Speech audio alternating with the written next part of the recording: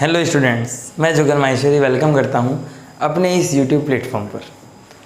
Last class में अपन ने AP और एपी के क्वेश्चंस कर लिए थे, ठीक है। और नेक्स्ट टॉपिक अपना क्या है? प्रॉपर्टीज़ ऑफ एपी, समांतर श्रेणी के गुणधर्म। ये आज का अपना डिस्कशन का टॉपिक यही है। तो स्टार्ट करते हैं। प्रॉपर्टीज़ ऑफ एपी, समांतर श्रेणी के गुणधर्म। फर्स्ट प्रॉपर्टी क्या है? The first term and common difference can be zero, positive और नेगेटिव। समांतर श्रेणी का जो प्रथम पद है एवं सार्वंतर है वो या तो धनात्मक हो सकता है या ऋणात्मक या फिर शून्य हो सकता है। एपी का first term and common difference zero भी हो सकता है, पॉजिटिव भी हो सकता है और नेगेटिव भी। यह है फर्स्ट प्रॉपर्टी, ये नोट डाउन कर लो। सेकेंड प्रॉपर्टी, इसको मिटा रहा हूं।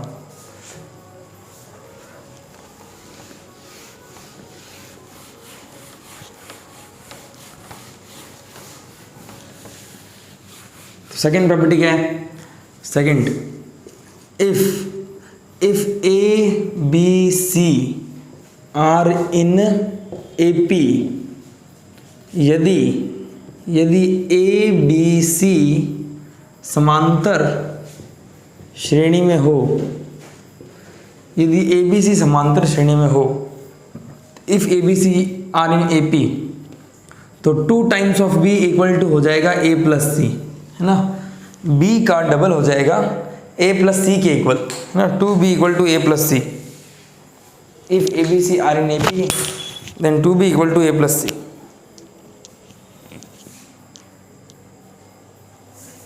अब कैसे हुआ 2b equal to A plus C? ध्यान से देखना यार।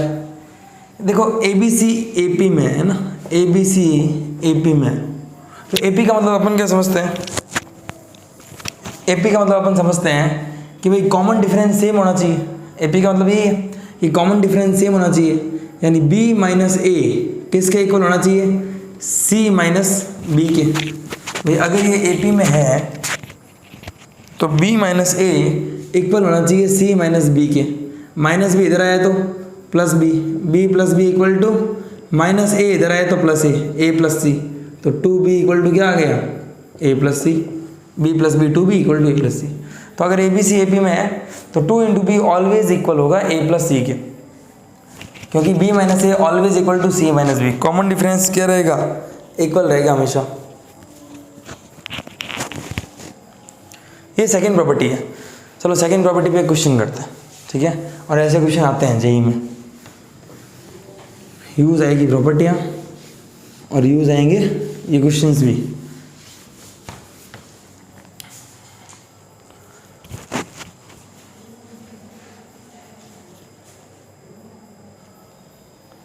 तो नेक्स्ट क्वेश्चन क्या है भाई? इस प्रॉपर्टी पर अभी जो प्रॉपर्टी पढ़ी थी ना अपन ने कि ए बी सी अगर ए पी में होंगे तो 2 times of B equal to A plus C.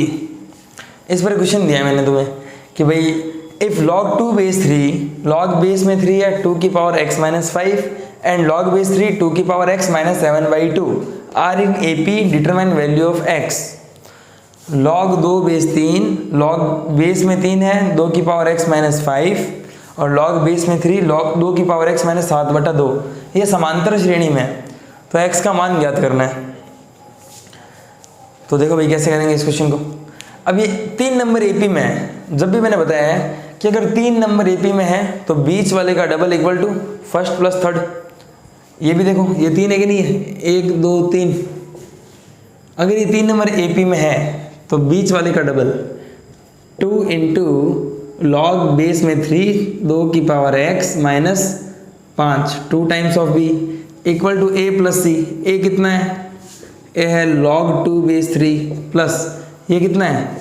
log base में 3 2 की power x minus 7/2 2 times of b equal to a plus C. ये 2 मल्टीप्लाई में इधर जाएगा तो पावर में। log की प्रॉपर्टी याद है ना कि log के अगर आगे नंबर है तो वो पावर में जा सकता है और जो पावर में है वो आगे आ सकता है। तो log बेस में 3 2 की पावर x माइनस 5 इसका whole square equal to log m plus log n। क्या हो जाएगा? log m into n। तो 2 इंटू 2 की पावर x माइनस 7/2, ठीक है क्या। अब देखो log बेस 3 एक नंबर है और log बेस 3 दूसरा नंबर है। अगर ये दोनों इक्वल हैं तो इन नंबर को इक्वल होना पड़ेगा, या यूँ समझ लो log बेस 3 से log बेस 3 कट रहे हैं अगर एंटी लॉग ले रहे हैं तो, है ना। तो कुल मिलाकर 2 की पावर x माइनस 5 इसका होल स्क्वायर इक्वल टू कितना आ गया, 2 इंटू 2 की पावर x माइनस 7/2।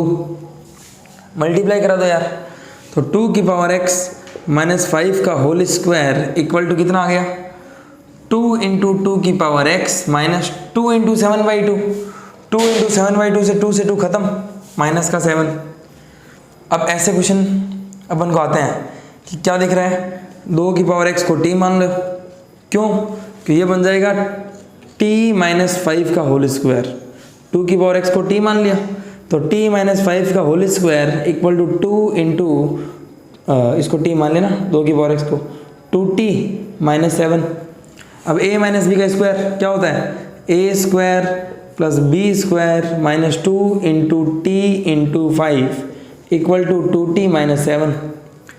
तो ये कितना हो गया भाई, t स्क्वायर पड़ा है माइनस 10t और minus 2t minus 12t plus 25 और 7 32 इक्वल टू 0, ठीक है ना। टी स्क्वायर माइनस 12t हो जाएगा और 25 और 7 32 हो जाएगा। ये इक्वेशन आ गई अपनी, ये इक्वेशन आ गई। अब आगे सॉल्व करता हूँ। हाँ, तो क्वालिटी क्या है, मल्टीप्लाई करने पर 32 और जोड़ने पर 12। ऐसे कोई दो नंबर है जिनको मल्टीप्लाई कराने पर 32 आ जाए और जोड़ने पर 12 आ जाए, तो ऐसे दो नंबर है 8 और 4। तो टी स्क्वायर माइनस 8 प्लस 4 12 और 8 4 से 32 प्लस का 32 इक्वल टू 0। तो T square minus 8t minus plus minus 4t plus 32 equal to 0। दोनों में से क्या कॉमन लूँ, t अंदर बचेगा t माइनस 8। दोनों में से क्या कॉमन लूँ, माइनस 4 अंदर बचेगा t minus 8 equal to 0। t minus 8 फिर से कॉमन ले लिया, अंदर क्या बचेगा t माइनस 4 इक्वल टू 0, ठीक है।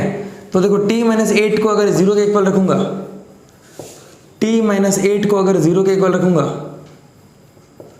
तो t की वैल्यू आएगी 8 के इक्वल, ठीक है। और t माइनस 4 को 0 के इक्वल रखूंगा तो t की वैल्यू क्या आएगी 4। t minus 4 equal to 0 then t की वैल्यू 4। तो t आ गया 8 और t आ गया 4, लेकिन हमें क्या निकालना था, x की वैल्यू, है ना, x का मान बताना था। तो t आ गया 8 और t आ गया 4, ये दो माना गया t के। लेकिन t अपन ने माना किसको था, t माना था 2 की पावर x को, रखो। तो 2 की पावर x इक्वल टू 8, तो 2 की पावर x इक्वल टू कितना हो गया, 2 का क्यूब। 2 की पावर x इक्वल टू 2 की पावर 3। अगर ये दोनों इक्वल है तो इनकी पावर भी क्या होगी, इक्वल। तो यहाँ से x की वैल्यू क्या आ गई 3। तो एक तो यहाँ से x इक्वल टू आ रहा है 3, ठीक है ना। इससे t की वैल्यू 4 है, यानी 2 की पावर x इक्वल टू 4 को लिख दिया 2 का स्क्वायर। अगर ये दोनों इक्वल है तो इनकी पावर भी क्या होगी, इक्वल। तो x आ गया 2, तो x की वैल्यू आ रही है 3 और 2। मैं तुम्हें ऑप्शन देता हूँ, option A 3, option B 2, option C 2 और 3, ऑप्शन डी नन, ठीक है। तो कौन सा ऑप्शन हो जाएगा, 3 भी आ रहा है 2 भी आ रहा है, तो ऑप्शन सी नहीं लगाना, ठीक है ना। सीधा टिक नहीं करना क्योंकि आंसर गलत है। जब भी वैल्यू आए एक बार चेक कर लो, ठीक है। तो रख के देखते हैं। मैंने 2 उठा के रख के देखा, 2 बेस 3 में तो रख नहीं सकता, इसमें x इसमें रखो। जैसे ही 2 रखोगे 2 की पावर 2 4, 4 माइनस 5 माइनस 1। क्या लॉग में कभी नेगेटिव आ सकता है, नहीं। तो x इक्वल टू 2 वैलिड नहीं है आंसर, क्योंकि डोमेन में सेटिस्फाई नहीं कर रहा, प्रांत में। 3 रख के देखो, 2 का क्यूब 8 माइनस 5 3 कर रहा है। इसमें रख के देखो 8 माइनस 7/2 कुछ पॉजिटिव आएगा, कर रहा है। तो आंसर होगा 3 ना कि ये, ठीक है ना। तो कोई डाउट नहीं होना चाहिए भाई, देख लेना जो भी डाउट हो, कॉपी कर लो। तो प्रॉपर्टी थर्ड देखो भाई, प्रॉपर्टी थर्ड क्या है, गुणधर्म 3, समांतर श्रेणी में पदों का चयन, है ना। तो समांतर श्रेणी में जब भी टर्म्स आए या नंबर्स आए तो उसको चूज कैसे करेंगे। अगर क्वेश्चन ने बोल दिया भाई एक एपी है उसमें 3 टर्म्स गिवन है, तो 3 टर्म्स कैसे चूज करोगे। कोई समांतर श्रेणी है, कह दिया कि समांतर श्रेणी में 3 पद है, तो 3 पदों का चयन कैसे करोगे। वैसे तो 3 पद से क्वेश्चन हो जाएगा तुम्हारा, लेकिन अगर इनको चूज कर लोगे तो फायदे में रहोगे, जो कराने वाला हूँ मैं। तो अगर कोई क्वेश्चन कह दे कि किसी एपी में 3 टर्म्स है, 3 पद है, तो तुम 3 पद क्या मानोगे, a माइनस डी, ए और a प्लस डी, ठीक है। 4 पद बोल दे तो क्या करोगे, a माइनस 3d, फिर a minus D, a plus D और a प्लस 3d। सब एपी में है, देख लो। इसमें d जुड़ेगा तो 0, इसमें फिर d जुड़ेगा तो d, माइनस 3d में 2d जुड़ेगा तो माइनस d, फिर 2d जुड़ेगा तो d, फिर 2d जुड़ेगा तो 3d। 5 टर्म्स कैसे चूज करोगे, a minus 2d, a minus D, a plus D और a प्लस 2d। ये समांतर श्रेणी के 5 पदों का चयन। अब ध्यान से देखना भाई क्या कर रहा हूँ।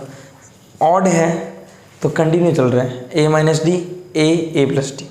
इवन है तो दो का gap, a minus 3d, a minus D, a plus D, a plus 3d। फिर ऑड आ गया, एक का ही गैप है, a माइनस 2d है, फिर a माइनस डी है, फिर a है, a plus 2d, a plus D और a प्लस 2d। 6 पदों का चयन बोल दें तो a minus 5d, a minus 3d, a minus D, a plus D, a plus 3d, a plus 5d। दो का गैप आ जाएगा। फिर 7 बोल दे तो फिर चालू हो जाना, a माइनस 3d से लेकर a प्लस 3d तक, वो 7 हो जाएंगे। 8 में a माइनस 5d ले लिया था, 5d का 7d, a minus 7d, 5d, 3d, d से वापस 7d तक। ऐसे चूज करना है तुम्हें टर्म्स। तो जब भी क्वेश्चन आए ऐसे करना पड़ेगा तुम लोगों को, और करना ही पड़ेगा। देखो जेई की तैयारी कर रहे हो तो तुम्हें अपना रूटीन तो सेट करना पड़ेगा। रूटीन में क्या क्या है भाई, एक तो तुम्हें ये फॉर्मूला कॉपी एनी टाइम ये रोज़ रिवीजन करनी है। उससे होगा क्या, सारे टॉपिक टच में रहेंगे तुम्हारे। फॉर्मूला कॉपी से सारे टॉपिक टच में रहेंगे, एक फ़ायदा तो ये हो गया, ठीक है। क्वेश्चन की डेली प्रैक्टिस करनी है, क्वेश्चन की डेली प्रैक्टिस करनी है। जो भी टॉपिक चल रहा है उसके क्वेश्चंस करो। क्वेश्चन से क्या है, एप्लीकेशन लेवल बढ़ता है। अगर क्वेश्चन तुम्हारी स्ट्रांग है, भाई टॉपिक स्ट्रांग है, फिर क्वेश्चन कर रहे हो खतरनाक तरीके से, है ना, 500 600, तो टोटल डेली क्वेश्चंस तुम्हारी प्रैक्टिस में हेल्प करेंगे और स्पीड में हेल्प करेंगे। जैसे जेई में स्कोर बढ़ने वाला है ना, जेई मेंस में स्पीड चाहिए अपन को, और एडवांस में कंसेप्ट और स्पीड तो ठीक है कम मैटर करती है, लेकिन कंसेप्ट तो चाहिए ही चाहिए। तो फॉर्मूला कॉपी अगर तुम्हारी तैयार है और रोज़ रिवीजन कर रहे हो, मान लो सुबह 4 बजे उठ गए, 4 से 4:30 रोज़ आधे घंटे, और जैसे जैसे ये फॉर्मूला कॉपी बड़ी हो रही है तुमने रिवीजन का टाइम 1 घंटे कर दिया। तो फॉर्मूला कॉपी एनी टाइम तुम्हारी तैयार रहनी चाहिए, किसी भी सब्जेक्ट की हो। रिवीजन का खेल बहुत बड़ा होता है, बहुत ज़्यादा बड़ा। अगर मान लो मैंने एपी में तुम्हारे 15 दिन लगा रहा हूँ कि 15 दिन में एपी ख़त्म कर दी, तो तुम उस एपी को वापस मान लो 6 घंटे में रिवीजन कर लिया, 6 घंटे के अंदर रिवीजन कर लिया। अब 6 घंटे रिवीजन करने के बाद जैसे मंडे को तुमने 6 घंटे में पूरी एपी रिवीजन कर दी, तो ट्यूसडे को फिर से इस 6 घंटे को कितना टाइम देना पड़ेगा कि ये पूरी एपी रिवीजन हो जाए, तो मैक्सिमम 1 आवर में रिवीजन कर दोगे। फिर वेडनेसडे को यही एपी तुम 15 मिनट में कर दोगे। बस मैं ये कहना चाहता हूँ, इस 15 मिनट को आप बढ़ने मत देना। अगर तुमने इसको यहीं छोड़ दिया, या 15 मिनट 1 घंटे में, 1 घंटा 6 घंटे में, 6 घंटे वापस 15 दिन में कन्वर्ट हो जाएंगे अगर छोड़ दिया तो। इसलिए रिवीजन इतना रखो कि जो टॉपिक तुमने 15 दिन से उठा के 15 मिनट में लाए हो, तो उसका 15 मिनट पर ही रहने दो। 15 से भले 10 मिनट ले जाओ, 15 से 16 मत आने देना। तो इसका तरीका क्या है, हर 7 दिन, हर 5 से 7 दिन में रिवीजन। जो टॉपिक कर लिया उसका 5 से 7 दिन में कॉपी का रिवीजन, ठीक है ना। लेकिन ये जो क्वेश्चंस का माहौल है ये चलता रहना चाहिए, ठीक है। क्वेश्चन का माहौल कैसे, जैसे मैं टेस्ट लूँगा या तुम लोग कोई भी टेस्ट सीरीज़ दे रहे होंगे, है ना, किसी भी इंस्टीट्यूट की, वो टेस्ट देते रहना। उस टेस्ट में यह क्वेश्चन आते रहेंगे, तो किसी भी टॉपिक से कोई भी क्वेश्चन उठ के आया तो रिवीजन तो हो रहा है ना। जैसे अभी इस क्वेश्चन में, पीछे वाले क्वेश्चन में लॉग का यूज़ आया, तो लॉग का कुछ तो रिवीजन हुआ ना। तो क्वेश्चन प्रैक्टिस से तुम्हें कोई ना कोई टॉपिक रिवीजन में आ ही जाएगा। तो क्वेश्चन प्रैक्टिस बहुत ज़रूरी है, फॉर्मूला बहुत ज़रूरी है, ठीक है। और नींद तुम्हारी एकदम लिमिटेड होनी चाहिए। अगर तुम सिर्फ 5 से 6 घंटे सो रहे हो सफिशिएंट है। मैं तो बोलूँ सिर्फ 5 घंटे ही सो तुम लोग, कोई कम नहीं है। सिर्फ 5 घंटे सो रहे हो और अपना टारगेट लेके कंप्लीट डे का प्लान बना रहे हो, है ना, कि भाई इतने घंटे मैथ को दे दिए, इतने घंटे फिजिक्स को, इतने घंटे केमिस्ट्री को। तो जेई देखो तीनों सब्जेक्ट का मिलकर निकलेगा, है ना। एक सब्जेक्ट स्ट्रांग होगा उससे जेई निकलने वाला नहीं है। तीनों के तीनों स्ट्रांग होने चाहिए अगर रैंक चाहिए तो, और थोड़ी कम रैंक चाहिए तो कोई 2 सब्जेक्ट स्ट्रांग होने चाहिए, और सिर्फ क्वालिफिकेशन चाहिए तो एक सब्जेक्ट स्ट्रांग होना चाहिए। तुम्हारी चॉइस है कि तुम क्या करते हो, ठीक है ना। तो डे प्लान तुम्हारा ऐसा होना चाहिए, कंप्लीट डे प्लान, कि 5 घंटे सोने के बाद जिस सब्जेक्ट में तुम्हारा मतलब थोड़ा वीक पोर्शन पढ़ रहा है उसको ज़्यादा पढ़ो, और जो स्ट्रांग है उसको थोड़ा कम टाइम दे सकते हो। छोड़ना कुछ नहीं है, करना सारा है। अब हर चैप्टर में तुम्हारे, है ना, हर चैप्टर में या मतलब मैं बोलूँ जैसे हर सब्जेक्ट में, फिजिक्स केमिस्ट्री मैथ में कुछ चैप्टर ऐसे हैं जो ईजी है, मतलब 8-8 नंबर के, 9-12 नंबर के कुछ ऐसे टॉपिक है जो बहुत ईजी है। जैसे मैथ्स में स्टैटिस्टिक्स हो गया, ये मैथमेटिकल रीजनिंग हो गई, ये 2 टॉपिक ईजी है ना, उसको तुम सेल्फ भी कर सकते हो। वैसे ही फिजिक्स में यूनिट एंड डायमेंशन है, ठीक है ना। पीछे से वो तुम्हारे क्या कहते हैं जो न्यूक्लियस और एटम के चैप्टर है ना, मॉडर्न फिजिक्स, वो ईजी पड़ती है। और नैंड गेट वाला चैप्टर भी ईजी पड़ता है ना, गेट वाला। केमिस्ट्री में देखो वैसे मॉल कंसेप्ट है जो हार्ड पड़ता है, तो इजी इसमें आएगा वो एस ब्लॉक, पी ब्लॉक, ये सब जो रटने वाले चैप्टर हैं ये बहुत इजी पड़ेंगे। तो जैसे भी ये तैयारी तो तुम पे डिपेंड करती है। मैं तुम्हें गाइड कर रहा हूँ कि तुम्हारा डे प्लान क्या होना चाहिए, कि 5 घंटे नींद के बाद तुमने मैथ्स उठाई, 2 घंटे मैथ्स पढ़ ली, 1 घंटे मैथ्स पढ़ी, चाहे 2 घंटे पढ़ी, उसका डाइजेशन करो, है ना। अपने शरीर में 2 जगह डाइजेशन होता है, एक पेट में और एक दिमाग में। अगर तुमने जो पढ़ा है उसका डाइजेशन कर रहे हो, कि भाई जो पढ़ा उसको पचा लिया, तो तुम्हारी तैयारी काम की है। पढ़ लिया फिर छोड़ दिया, ऐसा नहीं होना चाहिए। माहौल डिपेंड करता है। अगर तुम 7 घंटे पढ़ रहे हो तो अच्छी बात है, लेकिन तुम्हें पढ़ाई के माहौल में 24 आवर्स रहना पड़ेगा। दिमाग में कोई और चीज़ आनी ही नहीं चाहिए, है ना। 7 घंटे पढ़ लिया, 1 घंटे रेस्ट कर रहे हो, तो रेस्ट का मतलब ये नहीं कि मोबाइल चलाने बैठ गए। तुम लोग आंख बंद करके आराम से 1 घंटे नींद लो, रेस्ट वो है, ठीक है, या मेडिटेशन कर लो, रेस्ट वो है। तो 7 घंटे पढ़ रहे हो चाहे 8 घंटे पढ़ रहे हो। अब मान लो कि सुबह 5 बजे उठ गए, तो 5 से 7, 8 एक सब्जेक्ट को दे दिया। अब इसमें भी किसी की सिटिंग पावर नहीं बनती है, तो तोड़ तोड़ के पढ़ लो यार। 5 से तुम 7 बजे तक पढ़ लो, 2 घंटे, आधे घंटे का ब्रेक ले लो, फिर 2 घंटे पढ़ लो, आधे घंटे का ब्रेक ले लो। 2 करते करते करते करते कब तुम 12 घंटे पढ़ लोगे तुम्हें पता नहीं चलेगा। कंडीशन ये है कि तुम्हें इसमें थोड़ा खान पान का ध्यान रखना पड़ेगा। तुम्हें यहाँ फ्रूट्स वगैरह खाने पड़ेंगे, मिर्च मसालों का खाना कम करना पड़ेगा, ठीक है। फ्रूट्स लो, दूध लो, दही लो, कुछ भी लो, लेकिन ज़्यादा मात्रा में अगर दही लिया तो नींद आएगी। तो नॉलेज होना चाहिए क्या खाना है और क्या पीना है, ठीक है। तो फ्रूट्स खाओ, फिर दोपहर में अच्छा अपना खाना लो, लेकिन रात को खाना थोड़ा कम खाओ। अगर 4 फल की भूखे तो 3 ही खाओ, क्या उससे नींद नहीं आएगी। नींद नहीं आएगी तो तुम पढ़ पाओगे। और अगर 10 से 12 घंटे तुम्हारे रोज़ सिटिंग पावर बन रही है और तुम सब मैनेज करके चल रहे हो, फरवरी तक आते आते, है ना, फैब तक आते आते तुम्हारे पास फॉर्मूला कॉपीज तैयार है, प्रॉपर ऐसी तैयार है कि भाई फॉर्मूला याद आते ही तुम्हें चैप्टर से याद आ रहा है कि तुम्हारा सब चैप्टर रिवीजन हो रहे हैं, ठीक है। और ये ऐसी तैयार है कि भाई इसको 3 घंटे में रिवीजन कर दिया, फिजिक्स को, केमिस्ट्री को, मैथ को। ऐसी फॉर्मूला कॉपी तुम्हारी तैयार होनी चाहिए, ठीक है। लास्ट तक आते आते क्वेश्चन तुम्हारे एकदम सजे हुए होने चाहिए कि तुम्हें प्रीवियस ईयर से कहीं से उठा के कोई भी क्वेश्चन दे दो हो जाएगा।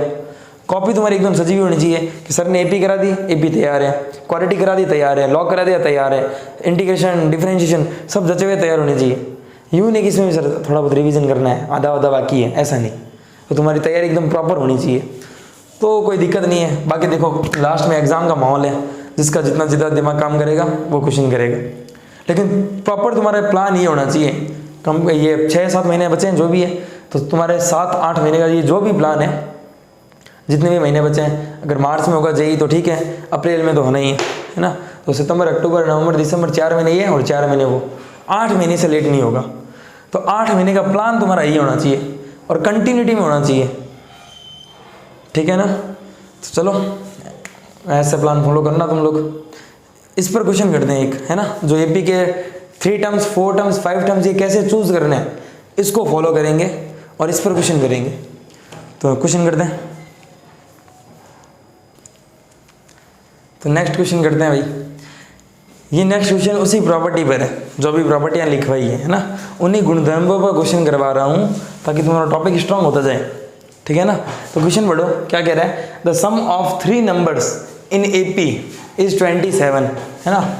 The sum of 3 numbers in AP is 27। भाई एपी में जो भी 3 नंबर है, कोई 3 नंबर है, उनका सम कितना है 27 है। And the sum of their squares is 293। और वो जो 3 नंबर है उनके स्क्वायर्स का सम कितना है 293। Find the numbers. तो नंबर बताओ।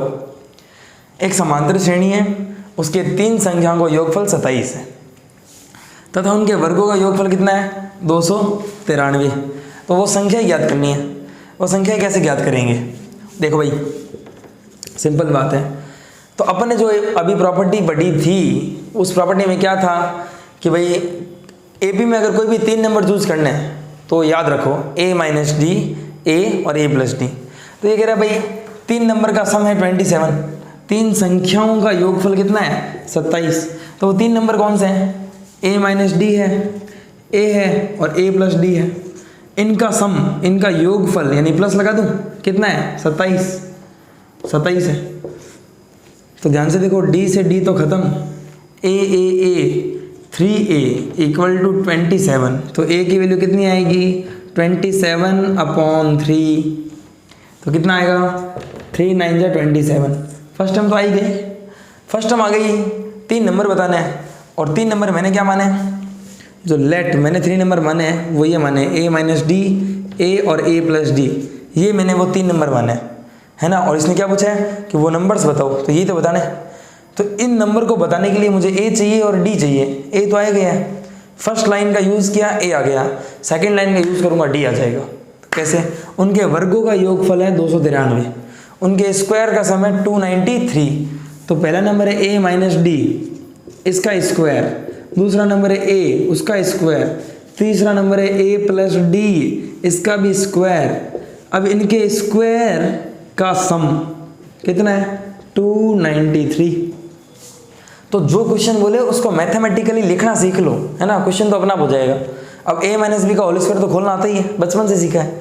तो a माइनस डी का square a square plus d square minus 2ad plus a square plus a plus d का स्क्वायर कितना होगा a square plus d square plus 2ad equal to 293।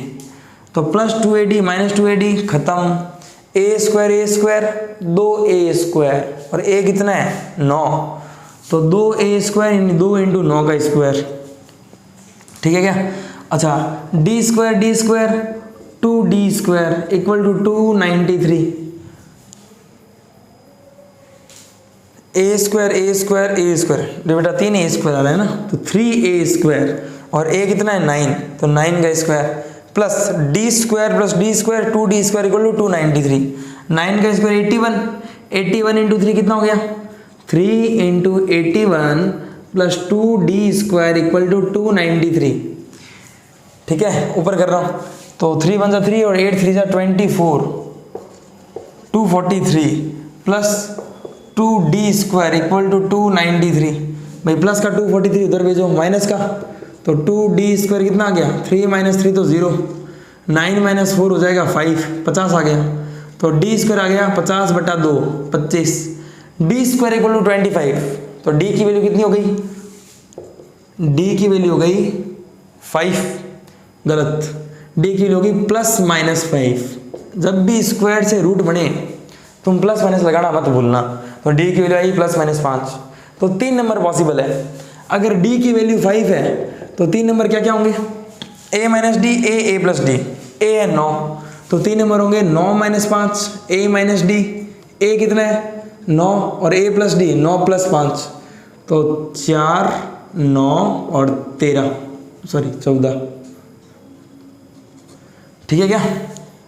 अगर d की value minus 5 है तो 3 number क्या होंगे, a माइनस डी, a और a plus D, a minus D, a है 9 माइनस डी की वैल्यू मैंने इस बार मानी माइनस 5, फिर ए है 9 और ए माइनस ए प्लस डी, ए तो 9 है और प्लस डी, और डी मैंने माना है -5, तो 9 - 5, तो 9 + 5 14, 9 और 4, तो 3 नंबर या तो 4 9 14 होंगे या 14 9 4 होंगे, समझ रहे हो ना।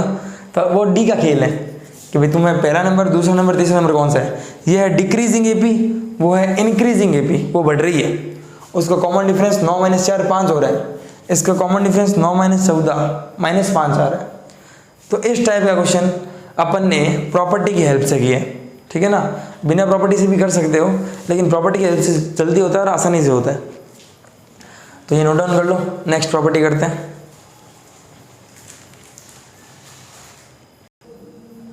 तो नेक्स्ट क्वेश्चन करा रहा हूँ, है ना, प्रॉपर्टी अपन कल से करेंगे। तो क्वेश्चन करते हैं आज एक लास्ट, फिर प्रॉपर्टी नेक्स्ट क्लास से। क्वेश्चन क्या है, the real numbers x1 x2 x3 satisfying the equation this x³ - x² + βx + gamma = 0 are in AP. ये जो नंबर्स है ना, ये जो नंबर्स है वो एपी में, और ये इस इक्वेशन को सेटिस्फाई कर रहे हैं। The intervals in which beta and gamma are lie, तो बीटा और गामा किस इंटरवल में लाई करते हैं, वो इंटरवल बताने, ठीक है। वास्तविक संख्याएं x1 x2 x3 समीकरण को संतुष्ट करती है, जो एपी में है ना, समांतर श्रेणी में है ये संख्याएं। तो बीटा तथा गामा किस अंतराल में आते हैं वो बताना यार। तो फिर से वही क्वेश्चन आया, तुम्हें दिख गया ये 3 नंबर एपी में।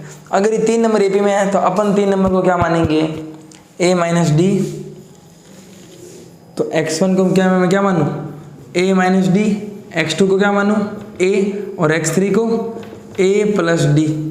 ये क्यूबिक इक्वेशन है कि नहीं है, x³ - x² + βx + गामा = 0। ये क्यूबिक इक्वेशन है। तो इसके कितने रूट्स होंगे, 3। वो रूट्स मान लो x1 x2 x3 है, क्योंकि ये इसको सेटिस्फाई कर रही है, मतलब ये इसके रूट्स है। तो अगर ये इसके रूट्स हैं, मतलब a - d, a और a + d, ये इसके मूल है भाई, ये इसके रूट्स है। तो तुम्हें थोड़ा क्यूबिक इक्वेशन का याद कराता हूँ, ये क्या पढ़ा था, फिर इस क्वेश्चन पे आते हैं वापस, है ना। एक क्यूबिक इक्वेशन होती है ax³ + bx² + cx + d = 0। इसके रूट मान लो अल्फा बीटा गामा है। तो अल्फा + बीटा + गामा ये क्या होता है, -b/a।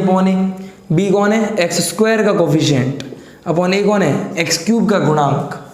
वैसे ही alpha beta + beta gamma + gamma alpha, ये क्या पढ़ा था अपन ने, -b/a के बाद c/a, ये c/a। और अल्फा × बीटा × गामा क्या होता है, -d/a। ये क्यूबिक इक्वेशन की चीज़ें होती हैं। अब ये अगर क्यूबिक इक्वेशन है तो इनका सम ऑफ जीरोस है ना, मूलों का योग क्या होगा, -b/a। तो अल्फा है यहाँ पर a - d + बीटा है a और गामा है a + d। तो अल्फा + बीटा + गामा ये क्या होगा, -b/a। तो माइनस b है देखो -1, a है +1, तो -1/+1। x² का कोफिशिएंट b और x³ का कोफिशिएंट a। तो -d से देखो +d गया, तो 3a बराबर कितना आ गया, +1। तो a की वैल्यू आ गई 1/3, समझ रहे हो, a आ गया 1/3, ठीक है। अब दो का प्रोडक्ट होता है c/a। दो कौन है, एक बार a - d × a ले लो, प्लस a × a + d ले लो, और लास्ट में a + d × a - d, है ना, a + d × a - d। फिर से बोल रहा हूँ, अल्फा बीटा, बीटा गामा और गामा अल्फा, दो का प्रोडक्ट का सम। तो a - d × a × a + d और a + d × a - d equal to क्या होगा, c/a। c क्या है, बीटा, और a है 1, ये होगा इक्वल टू β/1 यानी कि बीटा। मल्टीप्लाई करो यार, ये हो गया a² - ad + a² + ad, और ये होगा a² - d² equal to beta, ठीक है क्या। तो -ad से +ad खत्म, a² 3a² - d² equal to beta, ये आ गया भाई बीटा। a की वैल्यू है 1/3, तो 3 × 1/3 का square - d² equal to beta. 3 का स्क्वायर 9, तो दिया गया 3 इंटू 1/9, तो 3 into 1/9 minus D square equal to beta. तो 3 से 9 कटेगा, कितना आएगा 1/3, तो 1/3 minus D square equal to beta. ये अपना आ गया बीटा, बाद में सोचते हैं इसके बारे में। बीटा आ गया डी स्क्वायर। चलो अब गामा निकालते हैं। तो लास्ट अल्फा बीटा गामा होता है माइनस डी अपॉन ए, है ना। तो अल्फा बीटा गामा है माइनस डी अपॉन ए। अल्फा कौन है, ए माइनस डी। बीटा कौन है, ए। गामा कौन है, ए प्लस डी। ये होगा minus D upon A. Minus का डी है गामा और ए है 1, तो ये होगा माइनस का gamma minus D by A. तो A minus D into A plus D हो गया A square minus D square, into में ए इक्वल टू माइनस का गामा। ए कितना है 1/3, तो 1/3 का square 1/9 minus D square, into A है 1/3 equal to minus gamma. Minus की मल्टीप्लाई करा दो, मतलब माइनस इधर भेज दो यार। तो प्लस का D square minus 1/9 into 1/3 equal to हो गया प्लस गामा। ये आ गया अपने गामा। तो अल्फा और बीटा किस इंटरवल में लाई करते हैं ये सोचना है। तो देखो यार, ये डी स्क्वायर है, किसी भी नंबर का स्क्वायर क्या होता है, पॉजिटिव। ठीक है, ऑप्शन में आते हैं एक बार। तो ये है माइनस इन्फिनिट से 1/3 क्लोज ब्रैकेट माइनस 1/27 से इन्फिनिट। ये है अपना बीटा, ये है गामा। कि बीटा इस ये इंटरवल में है, गामा इस इंटरवल में है, या इसमें है या इसमें है, ये कुछ बताना है। ओपन और क्लोज ब्रैकेट का ध्यान रखते हुए। तो किसी भी नंबर का स्क्वायर होता है पॉजिटिव। ये मिनिमम कितना हो सकता है, 0। अगर डी 0 होता है तो 0 का स्क्वायर 0, तो ये मिनिमम 0 हो सकता है। 0 के अलावा तो कुछ नहीं हो सकता मिनिमम। तो अगर 1/3 में से 0 घटेगा तो बीटा आएगा 1/3, समझ रहे हो। तो बीटा की मिनिमम वैल्यू कितनी आ सकती है, नहीं मैक्सिमम वैल्यू कितनी आ सकती है, 1/3। मैक्सिमम क्यों भाई, 1/3 में से कुछ नहीं घट रहा तो ये मैक्सिमम ही है। अगर 1/3 में से कुछ भी घट जाए तो वो 1/3 से कम ही आएगा ना, तो हम मिनिमम की तरफ बढ़ रहे हैं। अच्छा, डी हाईएस्ट कितना हो सकता है, इनफाइनाइट, पॉजिटिव है। तो 1/3 में से प्लस इनफाइनाइट घटेगा, तो 1/3 में से मान लो इनफाइनाइट माइनस हो रहा है, तो हम माइनस इनफाइनाइट की तरफ जाएंगे, क्योंकि 1/3 तो 0.333 होता है। समझ रहे हो, मैं फिर से बोल रहा हूँ, 1/3 में से बहुत कुछ घटा सकते हैं, और बहुत कुछ घटा के हम नेगेटिव में जा सकते हैं, माइनस इनफाइनाइट की तरफ। लेकिन अगर इसको पॉजिटिव रखना है तो डी को 0 कर दो यार। तो 1/3 में से कुछ नहीं घट रहा, जब कुछ नहीं घट रहा तो ये अपने आप में मैक्सिमम है। तो बीटा की वैल्यू है 1/3 हाईएस्ट, और लोवेस्ट कितनी हो सकती है, लोवेस्ट हो सकती है माइनस इन्फिनिटी, और हाईएस्ट हो सकती है 1/3। अगर तुम सोच पाओ तो मुझे ये बता दो, क्या बीटा की वैल्यू 1/3 से ज़्यादा ला सकते हो तुम लोग? क्या बीटा की वैल्यू तुम 1 ला सकते हो, 2 ला सकते हो, 3 ला सकते हो क्या, है ना? ऐसा नहीं हो सकता, क्योंकि 1/3 में से डी का स्क्वायर माइनस हो रहा है, यानी 1/3 में से कुछ पॉजिटिव घट रहा है। तो कुछ पॉजिटिव में से कुछ पॉजिटिव घट रहा है तो वो और नीचे जाने वाला है। मान लो 0.333 में से 1 घट रहा है तो नेगेटिव आने वाला है। 2 घट रहा है तो 2 का स्क्वायर 4, 0.33 में से 4 घटेगा और नेगेटिव, 9 घटेगा और नेगेटिव, घटते ही जाएगा, माइनस इन्फिनिटी पहुँच जाओगे। तो माइनस इन्फिनिटी इसकी लोवेस्ट वैल्यू और 1/3 हाईएस्ट, इसमें बीटा है।